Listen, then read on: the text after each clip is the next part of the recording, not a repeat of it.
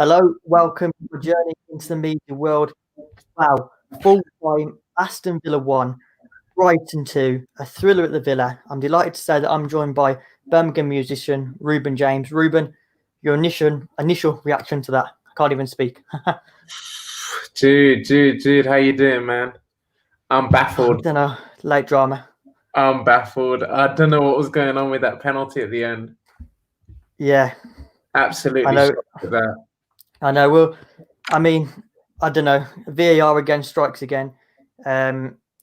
Someone's already on the stream. If you're on the stream, guys, remember to put some comments down. Leave your thoughts. There's a lot to dissect here. So leave your thoughts, Villa fans. And yeah, let's just start from the start, Reuben. First of all, Barkley comes off injured. And Yeah. I feel like it could have been a different game if Barkley didn't come off injured. I tell you what, that was literally, it was such a shock, and it was so early on that it was like, I don't think anyone was prepared for it, and obviously gutted for Barkley because, like, he's obviously struggled with injury before, and for his hamstring to go that early on, and especially I think Trezeguet necessarily doesn't really deal with that position in the center, and he's playing off Grealish usually. Yeah, we'll definitely naturally wanted to go out wide, so I feel like it kind of left a hole in the middle, and there was a lot more pressure on pressure on Grealish. Yeah, as well. It was a lot more pressure on Grealish because it was kind of like he was left on his own to kind of deal with things. But Douglas Luiz, brilliant game, I think, as well.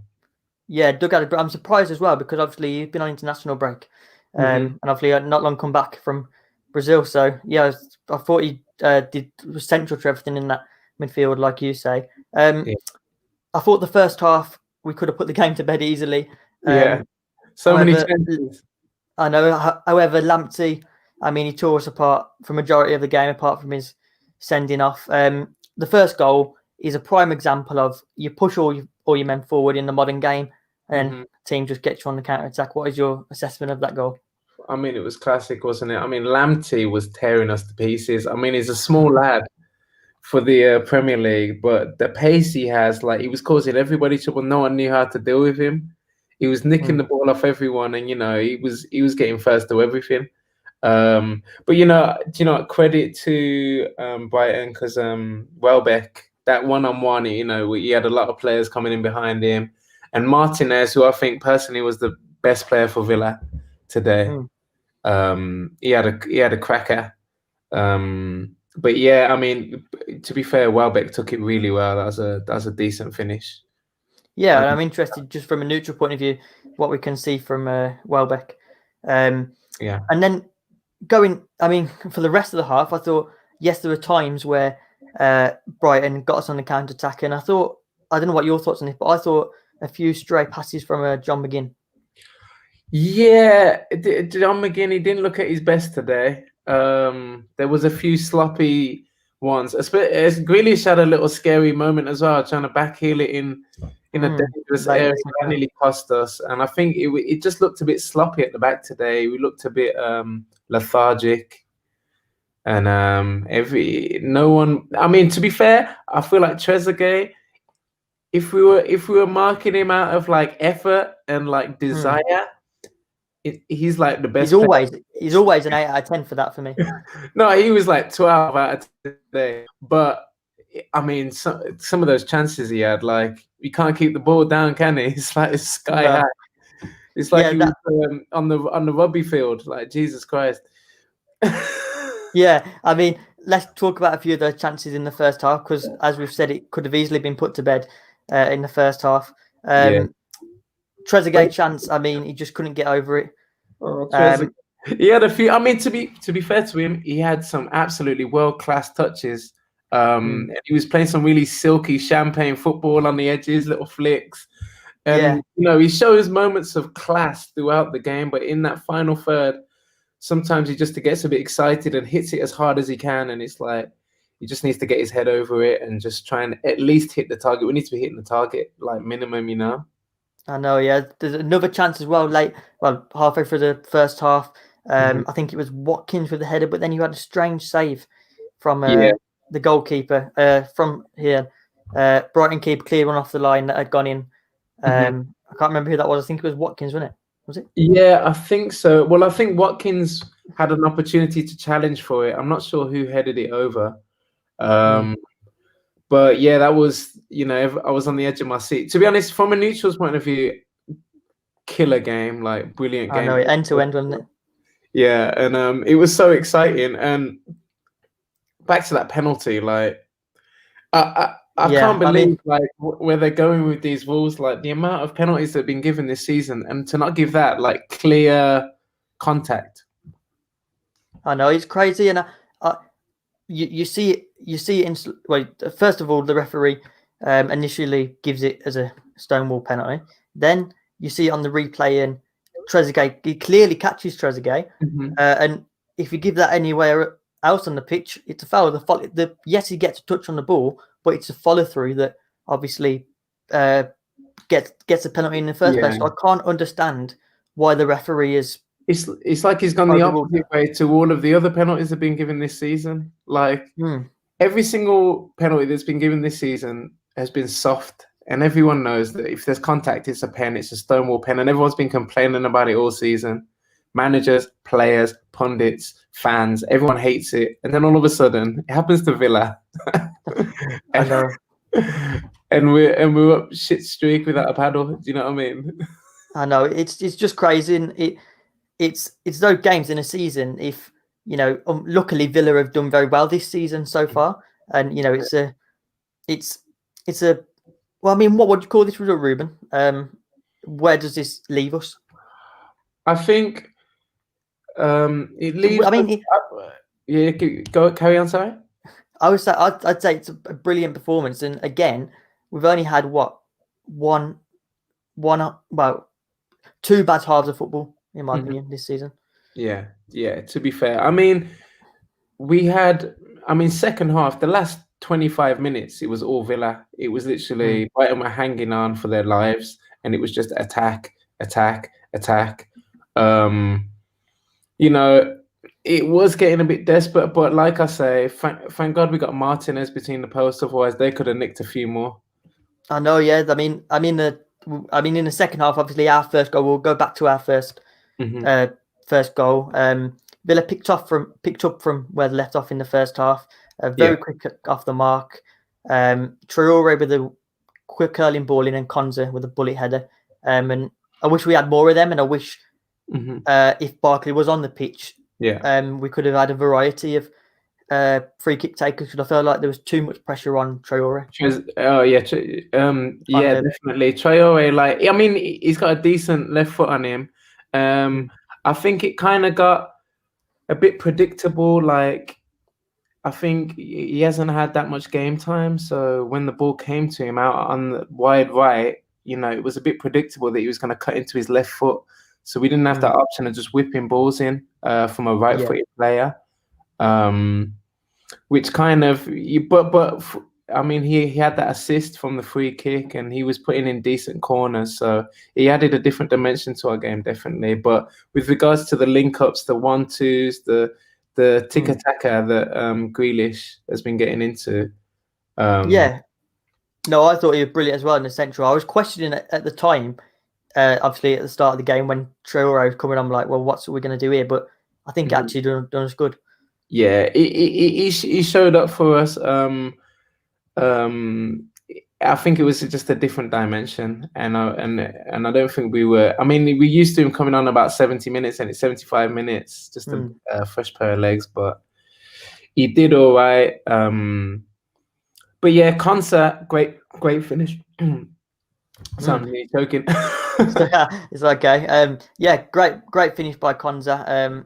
I read an article in the Athletic saying that both him and Mings have been working on his headers. The only thing I can think of is Trez start to go over before contact. We'll come on to the penalty once again, because it is a big talking point. Just want to talk about, a few people have pointed out in the comments here that we're a bit shocking defensively. I feel like when we're at home, for some reason, we're a lot more open. I thought for the second goal for Brighton, I mean, it could have been a third for March, because it happened twice where Cash loses his man. Yeah, I mean, who was Cash marking again? Yeah, I think it was March. I think March. Just on the right, on the left-hand side. Well, to be honest, yeah, Cash, he didn't have his strongest game today. Like, he wasn't shutting down that wide man and stopping those crosses from getting in, because they were getting a fair amount of crosses in. And I thought Bazuma had a great game as well. Yeah, I thought he tore the run the strings, didn't he? Yeah, he was very strong and he was very imposing in midfield. But Lamptey, like I say, I think it was a bit harsh for him to be sent off personally. Yeah, well, I think it was very heated in that moment at that time of the game, wasn't it? Yeah. And tensions were rising. I mean, you sending him off. Yeah. Then, in my opinion, you should be giving Villa the penalty. Exactly. Oh, rather not send him off and give us the bloody pen. Like, I don't know what the refs. There's got to be some backlash about this. I'm sure Villa will be seething about that one. Like, I mean, as a fan, I was like, Stonewall penalty. Okay. I mean, is Watkins is our penalty taker, right? Yeah, Watkins. Yeah, I fancied Watkins. I was like, definitely top bins. Watkins kept a point. It was like for the whole of the game. It just. Well, had that penalty not going our way, just sums up our night, because I just thought there had to be a goal with the amount of chances we had, the amount of possession we had throughout the game. I mean, I think halfway through the first half, I think the stats were we had 12 shots compared to Brighton 3. I mean, that must have doubled, even tripled at the end of the game. So, I mean, it's just very frustrating about the final. I mean, we should have took chances in the first half. And second half, they parked the bus. And it's not like we were getting decent balls in the box, but like no one was there on the end of them. It's like, you got Ollie Watkins coming out wide, doing his nice little runs, darting runs, putting balls in with his left, his right. And, maybe Grealish is in there, but Grealish was playing like super deep today. Yeah. What do you think? It's not like we had hungry men like on the trying to get this. I think that's Grealish on the topic of Grealish playing deep. Do you think that's because we maybe lost another dimension in not having Barkley? Obviously, often takes pressure off him, because there's a lot of forceful play going for Grealish today, I thought. Yeah, I feel like it was a bit forced. I feel like, especially sometimes when there were better balls on, you just rather pass it to Grealish because he's not going to do anything stupid with it. Yeah, it reminded me of last season a little bit. Yeah, there were moments of that when I was thinking, but you've got to get the ball to your best player and your best players, and it does make sense, especially when the creativity wasn't really happening. But it's difficult when he's got to, he's pressing, he's getting the ball back, and he's feeding chances. But we want him on the end of the chances as well, so he can't be like he can't do everything. No. Right, let's move on for the last time to the penalty, because there's a lot of talk going on in the comments. We've talked about it briefly. I mean, that just sums up our day. I just don't understand the concept of it. We talk about VAR being consistent, and I remember before the international break, I think there was an incident. Well, it was two handball penalties before the international break, and they gave them. In my opinion, they weren't penalties. So that showed consistency from VAR, but then today it just goes completely out the window again. Yeah, I mean, I can't understand it, especially when, isn't it? I'm not sure what the exact statistics are, but I'm sure like most referees, once they've made a decision, haven't reversed it like a lot. I think it's happened maybe 3 times or something. I don't know if I'm chatting rubbish here, but. No. I think there is a stat to do that. And I can't believe he's reversed his decision on that. Like, he's gonna watch it in slow mo. They showed it in slow motion again. What's it? Penalty should stand. VAR only gets involved when clear and obvious error. I mean, exactly. That sums it up. Clear and obvious. That goes out the window once again. From a Wolves fan, I can't believe it. See, I'm from Wolverhampton, so there's a lot of Wolves fans in my area. Oh no! Okay, no. But to be honest, in fair play to Trezeguet. He went down like a warrior. He went down like a hero. Like he went down like a gladiator, and that's what we needed in that moment. We needed him to go down and stay down, and he gave the scream. Contact as well. He got contact, yeah. It wasn't even like, but a few seasons ago that wouldn't have been a pen. But the way the game is going and the way it is now, that's definitely a penalty. And I'm gutted. Yeah. I'm gutted. I thought I was going to get even. Look, we could debate about this penalty all night, Reuben. Just finally looking ahead now, I think our next game is West Ham. I'm not sure what stadium it's at because I'm not going to the game, so I forgot if we're even home or away these days. But how do you see that one going? And what do you think we need to work on ahead of that? I think, we've had, when we're playing good, we're really good. We've had an amazing result against Arsenal, incredible result against Liverpool, result against Leicester. When it's on, it's on. But what we need to get together is the hustle results. When things aren't going our way, like that statistic that the commentator was saying, like we've never, I think, won this season or this year if we've been behind. We need to get into that mentality of really showing, that grind and that heart to be able to just shut out games and try and just get a dirty win. And we play attractive football and we're getting a lot of love for it, but it's a character thing, and it's like, are we willing to just go dirty and get grind out those ugly wins? Yeah, I think Smith is obviously West Ham if we're not on form, Yeah, I think Smith is a very, you know what style of Smith plays. He's an attack-minded manager, isn't he? But it's about getting that balance. And we saw time and time again today, you commit so many men forward. And in the Premier League, you've got that quality to just get you on the counter. So we definitely need to work on that. It's about getting the balance, in my opinion. It wasn't our day. And is there anything else that you'd like to add about? I mean, Lamptey's a problem. But my favorite players from today, Trezeguet, because of his energy and his heart and his emotion. But the finishing, bloody hell, God help us. Martinez, unbelievable saves. Shame about the score. But Lamptey, I mean, if we'd have got him sent off like half an hour earlier, we might have won. I know, crazy. Thank you so much, Reuben, for coming on and having the chat with me. Despite the result, there was definitely a lot to talk about. It was a thriller at the Villa, despite the result, wasn't it? Yeah. For sure. Is there anything that you'd like to plug in terms of your music? Obviously, my name is Reuben James from Birmingham, Villa. Go check out my music. I'll see you at the top end of the season. Hopefully, we're still at the top end of the table, but who's saying? Yeah, fingers crossed.